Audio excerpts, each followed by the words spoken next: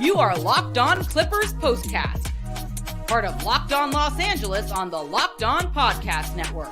Your team every day. Well, let's get into this one. The Locked On Clippers Postcast. Thank you for joining me here on the Locked On Sports LA YouTube channel, the place to hang out when every game is done. We come on after the game is over and break it down. You can also listen to us on the Locked On Clippers podcast feed. I am Pete Fox, covering sports in LA for both ESPN and NBC Sports Radio, dating back to 2007. Tonight's episode is brought to you by Monopoly Go. Admit it, if you have a competitive side and it is a big fan, if you're a big fan of Monopoly Go, the mobile hit twist on the classic Monopoly, join your friends and download Monopoly Go now, free on the App Store or Google Play Store. Yeah, I'm still not understanding what that means.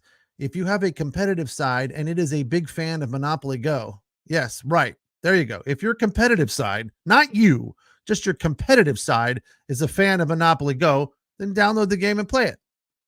There you go. Now I understand. Perfect. All right. What I don't understand is a lot of things that went on in this game tonight.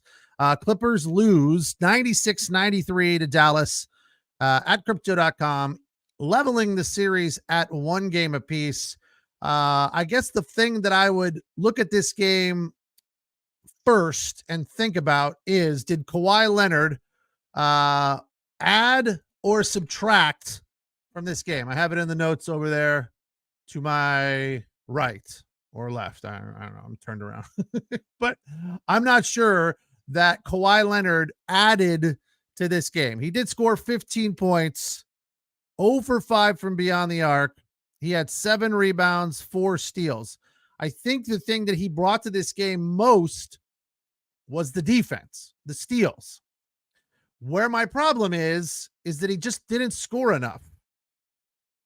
He was lazy with the ball, and although they say he had no turnovers, I saw at least 2 different times where he had the ball and then he didn't have the ball. So I don't know why those were not turnovers, but he was just not all that effective tonight. He was rusty. You could tell. They talked about it during the broadcast. They talked about it at halftime. Shaq and Charles. It was obvious. I mean, I'm not some basketball genius to notice that Kawhi Leonard was rusty. My question becomes, why did we wait to a crucial, pivotal second game of the playoffs when the Clippers could have taken a commanding 2-0 lead to let Kawhi Leonard get back into the game and shake off the rust? It makes no sense. They said he's been working out for a week hard. Are you trying to tell me that he couldn't play the last game of the regular season and shake off that rust? I bet he could have. As I said, this so-called inflammation that he's been dealing with in his knee for 24 days, it couldn't have been that serious. I'm sorry. I've had ACL reconstruction. I have arthritis in that knee. I have a torn meniscus. There's not a lot of swelling going on. I don't get it. It's frustrating to me because I feel like if Kawhi was a little bit better, the Clippers win this game. I don't know how they were in it. They shot so poorly. Their offense was just not there tonight. 26% from beyond the arc, 36% from the floor, 15% in the first half from beyond the arc, and 34% from the floor. So, yeah, Kawhi's defense was okay. He did seem tentative. He didn't seem like he was fully committed to this game. And I get it. He hasn't played in 24 days. He's been working out. Yeah, I'm sure he's been working out hard. I have no doubts. He's a hardworking dude by all accounts, but not up at game speed. Not against a guy like Luka Doncic. I didn't see Kawhi on Luka at all. You would think that Kawhi would have some time with Luka. He's one of the, if not the best defender on the Clippers team. Russell Westbrook did a fantastic job playing defense tonight. Typical for Russell Westbrook. The stat line was kind of all over the place. 1 of 3, 7 total points, 2 of 9 in 24 minutes, 9 rebounds, 3 assists, 1 steal, 1 block, 1 turnover. But you could tell there was a ton of energy there. The active hands, I think that's a major part of the reason why the Clippers were in this game throughout the night, because his activity became contagious to the whole team, as it normally does. But late in the game, when they got back into it, when things are close, forced looks, bad looks, they didn't pass the ball hardly at all tonight. Usually they at least start the game with nice passing, and James Harden with the drop pass, the pocket pass to Zubac for an easy dunk, get some baskets, get things rolling. None of that. None of that. They started playing ISO like right away. Kawhi, Paul George, James Harden. James Harden he scored 22, but he was awful. I mean, awful. 2 of 10 from beyond the. I do believe one of those made the bucket list. Yeah. Because I was just hoping that he would get rolling, but he didn't. It was just so many opportunities when the Clippers had a chance to really kind of wrestle control away and pull away, take command of this game late in the fourth quarter when they needed it.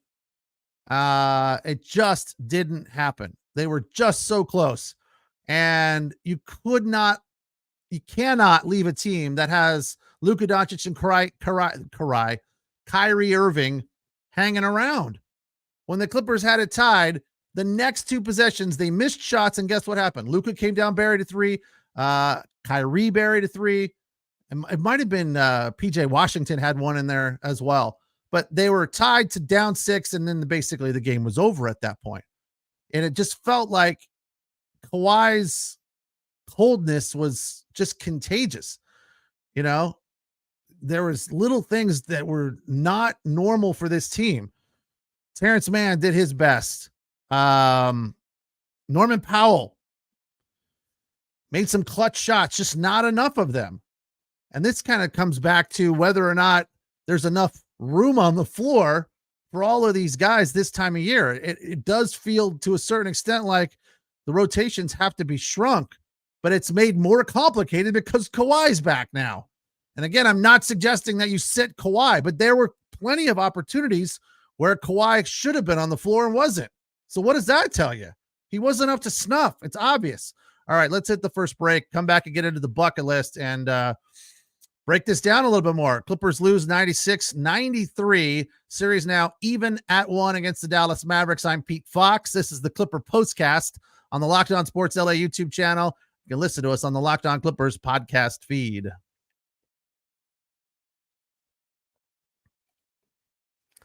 All right, tonight's show, as I said, brought to you by Monopoly Go. Do you have that competitive side like I do? Well, if you do, go check out Monopoly Go.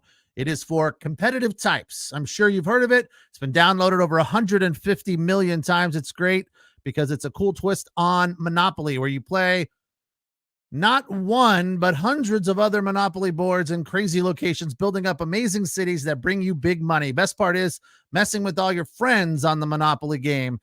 You can charge them rent on iconic properties, just like in classic Monopoly, but I know there's so much more to it. You can rob their vaults of riches for your own coffers, and the leaderboards show you who has the biggest Monopoly bank, who the biggest Monopoly tycoon is. You can team up with friends and people all around the world in timed tournaments and earn huge rewards. So get in the game, join your friends now, download Monopoly Go free at the App Store or in Google Play. Tonight's show also brought to you by Prize Picks. I had a nice one working last night.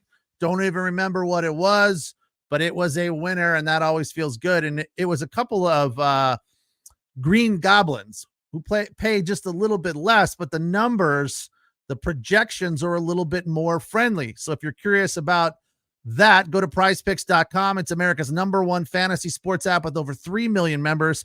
They are the easiest and most exciting way to play DFS. It's just you against the numbers. You don't have to play against other people. excuse me, you pick more or less on 2 to 6 players and their stat projections and watch the winnings roll in.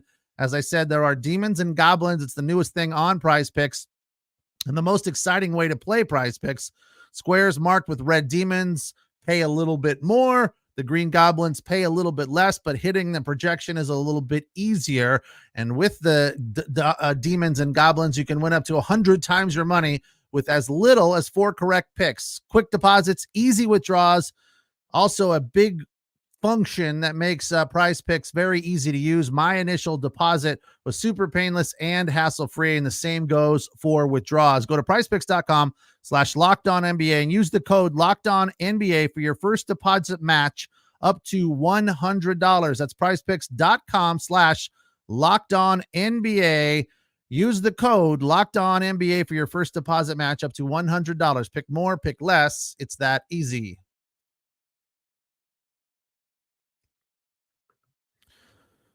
All right, Clippers fall, losing at crypto.com to the Mavericks 96-93.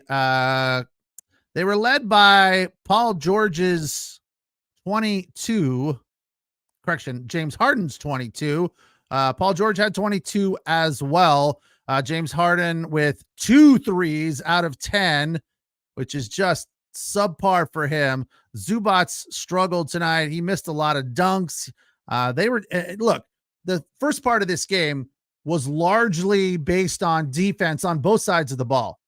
Zub got 2 fouls early, went to the bench. Plumlee came in. That was also a huge issue for the Clippers, but a lot of that was based on just fantastic defense on both sides by both teams. The paint was clogged up, active hands, physical, aggressive play under the basket in the paint by both sides. And that made life really difficult for the Clippers, especially for Ivica Zubac. Terrence Mann started. He played 21 minutes and scored just 5 points. He had 1 3, was 2 of 7 from the floor.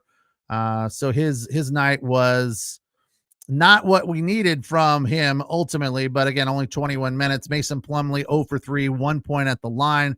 As we said, Westbrook was 2 of 9 on the night, 1 of 3 from beyond the arc in 24 minutes. He had 7 points. Coffee had 2 points. Norm Powell had a couple of big threes, but 2 of 10 all in all. So he was off as well for 6 points. So the fact that the Clippers were in this game at all was rather remarkable. I felt like they had so many opportunities to make shots with wide open looks and they missed them. It was just not what we've seen from them and not what we expected coming off game 1 where they absolutely dominated. But we all knew, I said it. We had comments from Dallas fans that, look, no one's going to be, neither one of these teams is going to be similar to what they were in game 1. Like the Mavs are not going to be that bad, and the Clippers probably won't be as dominant, as good as they were in game 1. But the fact was, let's be honest about one thing for the Clipper fans. The second half was nowhere near comparable to the first half. They just dominated so aggressively in the first half that they built such a big lead, 29 points, that it was too much for Dallas to overcome. They did their best. They battled hard in the second half. And if you just want to say who won the first, the Clippers did, and the Mavericks won the second half. They just didn't win it in a dominant enough fashion to win the game. So the Clippers came out of that game kind of on a downward note, not feeling super confident about how things were going for them, I have to assume. And that kind of carried over into the start of this game. And Luka came out similarly to the end of the fourth quarter, game 1 a couple of nights ago, and was just fired up. That fadeaway was on point, and it's really, really hard to defend. Now, the Clippers did a fairly good job in the second half of getting up into Luka, and that's really ultimately, it seems, the only way to defend that dude. That fadeaway is just so lethal, and it doesn't seem like there's any way to defend it other than just to get up on him, right? Get in his face, try to slow him down, try to have some distractions. And at times it worked, but ultimately it just wasn't enough because he finished the night leading all with 32, I believe. Yeah, 32, including 5 threes. So a good night for him.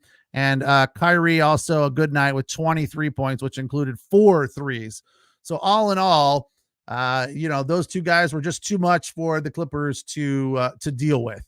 And when it was all said and done, they lose 96-93. Now that series level at 1. I'd like to post some of these comments, but they're so long.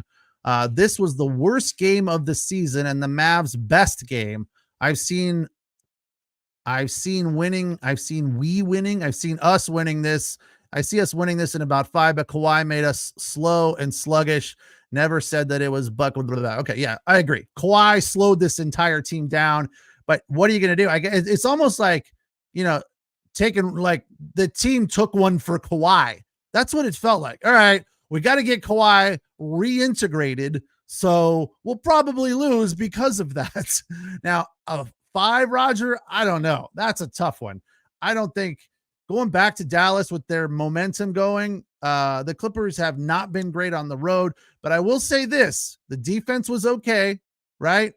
The transition game for the Clippers, both offensively and defensively, was also pretty good. They didn't give up a ton on defense to the Mavericks in transition.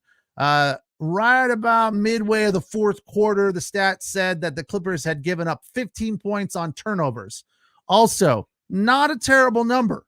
It could have been worse. The Clippers clearly lost this game because they did not score the basketball. They did not score enough. And I know that's obvious. That is the old Doc Rivers obvious statement that I absolutely love. It's a make-miss league, and if you don't make baskets, you're not going to win. And that's what it came down to for the Clippers tonight. Kawhi Leonard dragged them down. They kind of did their best to overcome him, like put Kawhi on their back. But again, who was it? Nobody. I've said this over and over again. As goes James Harden, goes the Clippers. He was not good tonight. Not good at all. He had a decent stat total in the end. What do you have? 20?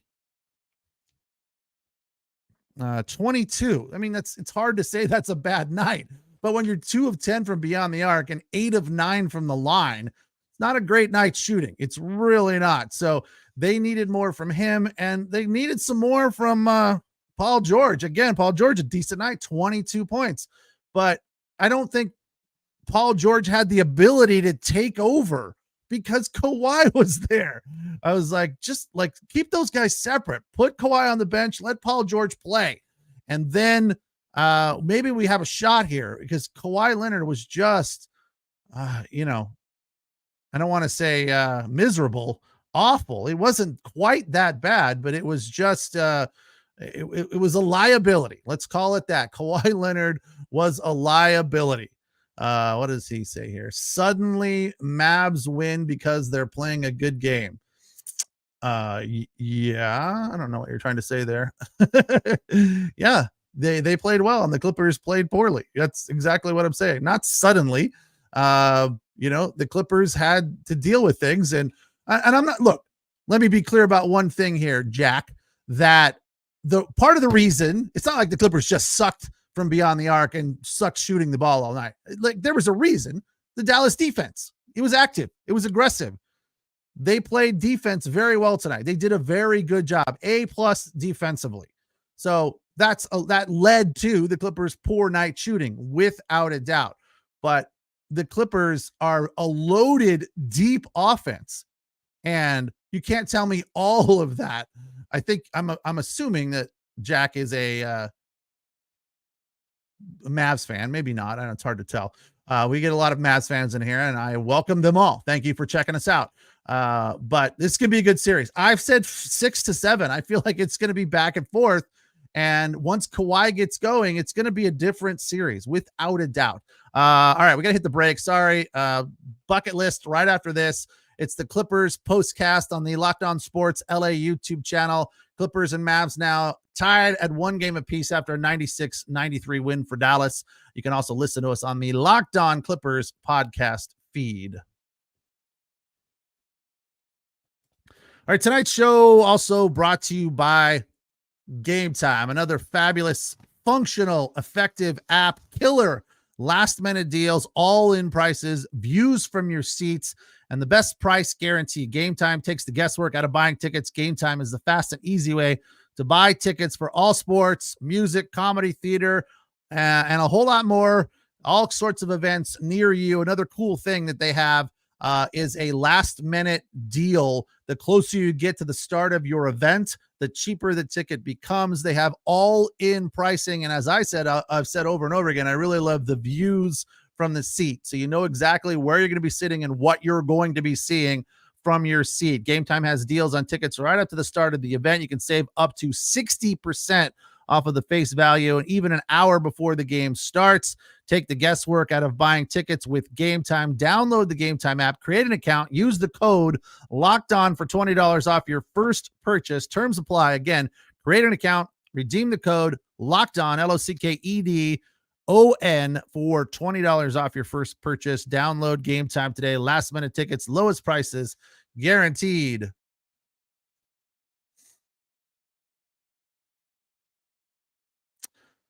All right, let's get right to the bucket list as the Clippers lose 96-93 in a game that they had plenty of opportunities to take hold and pull away, but just could not grab the steering wheel and put their foot on the gas at the same time. They had the control of the wheel for a while, but didn't have a whole lot of gas going on, but they just couldn't find any rhythm or momentum. Let's get to the bucket list because there were plenty of fantastic, exciting buckets that made you kind of get up for a second, take notice, and go, woo, that was nice. All right, in number 5, Zubac had a putback at 11-19 of the first, drew the Clippers to within 2, 23-21, came off of a Kawhi steal.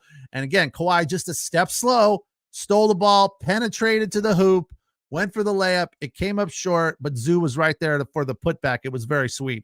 In at number 4, Norm had a beautiful 3 from Kawhi.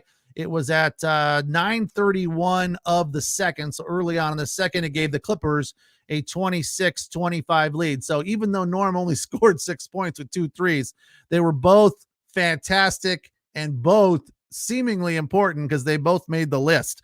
James Harden had an elbow basket that came at 5:07 of the second. It was a beautiful fall away shot where he collapsed like a wet noodle, got the foul, went to the line, made the basket. It drew the Clippers to within 2, 37-35. On to the second half for number 2. Norm Powell got a pass from James Harden, who was double teamed, and he found Norm off to his left on the wing. It was late in the shot clock, 10:32 of the fourth. It gave the Clippers a 71-67 lead.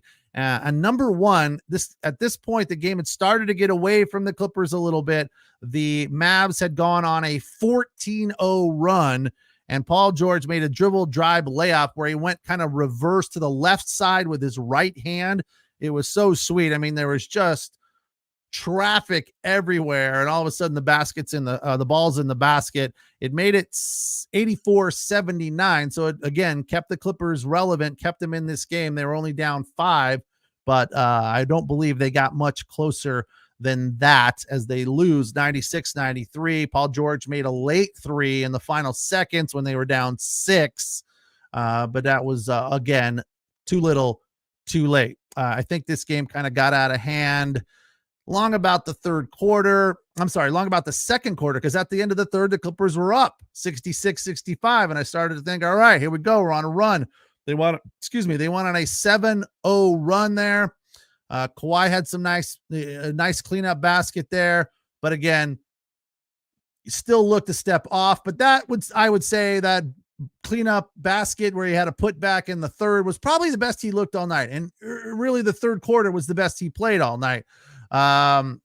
So Russ kept missing layups, but again, I think Russ offset the missed layups with the defense. There was plenty of knocks where he, got the active hands in there, knocked the ball away. That turned into a steal. I don't know if he gets credit for that steal or the guy who ends up with the ball, but nonetheless, there was 2 or 3 highlights that they reran because Russ was just so effective, working hard, doing what Russ does, bringing the energy, et cetera, et cetera. But all in all, it just, it wasn't enough. And you could tell that there was frustration from them. And the second, as I said, that's when I felt that things started to get away from them a little bit as they were barking at each other. They were sloppy. They didn't really have a plan for Doncic. And I think a lot of teams don't have a plan for Doncic. He's just tough, right? Especially when he's on. And, the best you could do is to just get up on him and defend, do your best. But it's generally not enough. So I feel like the shooting has to be better. I don't know how you do that. I don't know if there's a simple resolution for, hey, we need to make more baskets. We can't shoot 36% and 25% from beyond the arc. That was half of what they were in game one. Here's some stats from the first half. The score was 45-41 at the end of the first half. Dallas on top. Kawhi had just 4 points in the first half. Harden had 12, but 0 for 5 from beyond the arc. And Zoo only had 2 points in the first half. That's almost unheard of. Zoo usually has 2 points in the first few minutes of a game. So for him to only have 2 in the first half, not up to snuff, not up to standards for them. So they had a lot of forced looks late in the game when they needed to work the ball and find an open look, a nice, opportunity, but they didn't. They were just forcing shots, defense in their face, a lot of ISO. And I don't ever really love that unless it's a close game. When you're trying to get back into a game, to me, ISO, there are Paul George is capable of it. He's a stud. There's no doubt. But let's be honest, Kyrie Irving is one of the best in the league at the ISO look. And I don't think the Clippers have anybody that is as good as Kawhi. Why can I not say his freaking name tonight? Kawhi. I'm putting Kawhi and Kyrie together. I don't think the Clippers have anybody as effective in ISO as Kyrie Irving. I feel like they start the game kind of using very nice fundamentals, passing the ball around, finding the open look. Then late in the game, when things get tight, they just play ISO ball and forget about fundamentals, forget about passing the ball, forget about finding the open man. And that's a problem in the end. So they're going to need to get back to some of that basic stuff early on. This Clipper team, to me, the tone is set for them quite frequently in the first few minutes. If they come out and they score 2 or 3 baskets right away, then that's kind of the tone of the game for them. This first quarter was 5-5 about halfway through the first quarter. And again, a lot of that had to do with the defense played by both sides. They were both keyed in defensively tonight. And I think that was a big part of this game as to why the Dallas Mavericks were able to win and hold the Clippers down. They just didn't give the Clippers a lot of good opportunities. And Kawhi Leonard didn't have enough to help them out, really. So Kawhi Leonard now, he has to be better next time out. He's got some game speed back into the swing of things. He's got, the fever, if you will. He has to feel better in a couple of days. Actually, game 3 is Friday in Dallas. So a little rest. Didn't seem like he hurt himself. He comes away from this loss healthy and definitely kind of, sharpening his knife, if you will. Like, I'm ready to get back out there and bang, because tonight it didn't seem like he was ready to do that. And consequently, everyone else kind of felt sheepish as well. Paul George didn't look like he was banging. James Harden did, but couldn't make a shot. And I don't know if that was the defense or just him being off. So anything's possible. It's probably somewhere in the middle, a combination of both of those. So we have to assume that he'll get better. And we'll see a little bit more from Norm Powell. Maybe Ty Lue changes the rotations a little bit. So Kawhi and Paul George aren't playing together so much. I don't know. Maybe he wants them to play together more. We'll see. I think that will be interesting. Obviously Russell Westbrook will get his minutes. Terrence Mann and Amir Coffey, I think those are some question marks. And I expect a whole lot more from Zubac. So heading into game 3, a lot of questions out there, but definitely a lot of potential for this Clipper team to take a 2-1 lead. And, what do? They do 2-2-1-1-1. So the next two will be in Dallas. That, I guess, will be Friday and Sunday. So we'll be back here Friday after the Clipper game. That'll be game 3 in Dallas. I believe it's underway at about 5:15, 5:20 Pacific time. So we'll see you after that. Thank you for joining me here tonight. Thank you for the comments. Let's hope the Clippers get this thing turned around and find that energy that they had in game 1 and grab a 2-1 series lead. I'll be doing Locked On Dodgers tomorrow, game 2 against the Nats, after a nice 4-1 win today for them to start off the road trip on the right foot. Again, thank you for joining me here on the Locked On Sports LA YouTube channel, the place to hang out when every game is done. And thanks for listening to the Locked On Clippers postcast on the Locked On Clippers podcast feed. Have a good night. We'll talk to you on Friday.